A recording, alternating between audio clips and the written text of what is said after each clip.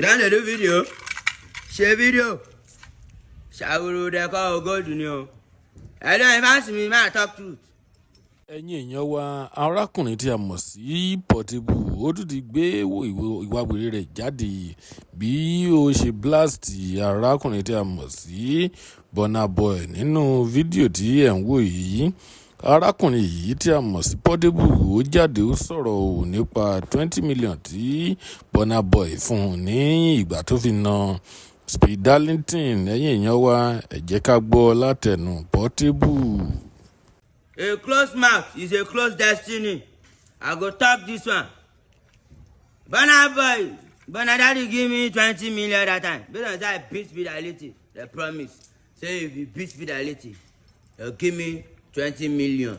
They send them 10 million. Koko wale gbi. That time they block my account. I use my woman account collect them. 10 million wale. The money 10 million wale. They mean I get doing what I want to do. I carry the money, go buy motor. I join them. Run, go buy motor. You know, now you want to go one fake ban, right? You pay me do man. I don't give shishi. I don't give anybody shishi. Now me fight. I win 50 million with Fidelity. But Burna Boy give me 20 million. Based on say I'm a winner. I'm a winner. That's why he give me 20 million. But please, I'm begging for verse. Now all this management, all those people, all those everybody, because I'm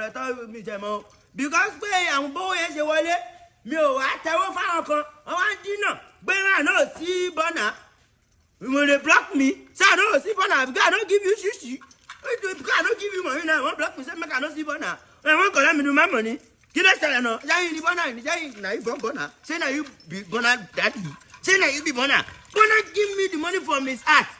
And the Lord will keep Burna. And you know, me that carry me go meet Burna. I go thank Burna. Since all this day, because I not give them me do my money. And it's so here. Cut here, you know. If you can't discover, say now you can't feed your family. Go now only they feed your family. You go to drop anger. You go to drop it to advance me.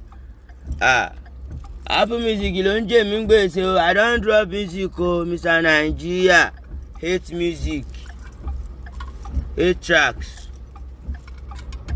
It's IP. Ẹ máa jẹ IP yẹn ẹjọ́ ẹ máa wò wá mi ò no look my character o. Ó jẹ́ ìjẹ́ pé mi náà mọ̀ pé wà mí ò dáa. Ẹ má bí ẹ̀yin má ṣe. Ẹ gbọ́. Wọ́n ní burúkú ni mí. Wọ́n ní ẹni burú mọ̀ wọ́n ní mo burú. Go listen to my song Mr. Nigeria o.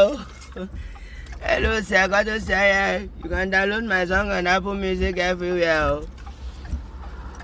Mr. Nigeria, the EP.